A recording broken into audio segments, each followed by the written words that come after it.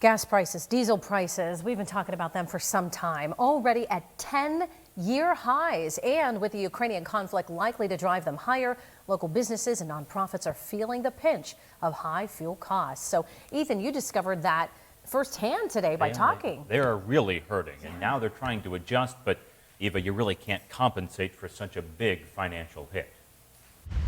As gas prices soar, Second Harvest Food Bank is running out of fuel money, and fast.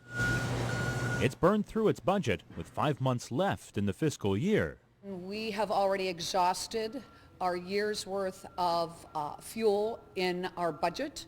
We budgeted for $45,000. That is now gone. The food bank is hit especially hard because it pays fuel both to ship food to its warehouse and to ship it out to food pantries in 11 nearby counties. The increases are staggering, and they plan to go up. So at this point, we're going to have to make decisions on what we do when it comes to sending our drivers out, taking care of the diesel product that needs to get all this food out, and we certainly will find a way. Officials say they'll have to either order less food for people in need or find a way to raise even more money. But it's not just nonprofits taking a beating. Gerlach's Power Equipment plows snow all over the area, and using heavy equipment like this uses a lot of diesel fuel. When most of the snow has come in the last month and a half, it came right at the right time. The fuel prices were going up all the time, so that does make it difficult. The company signs contracts before winter starts using fuel prices at the time.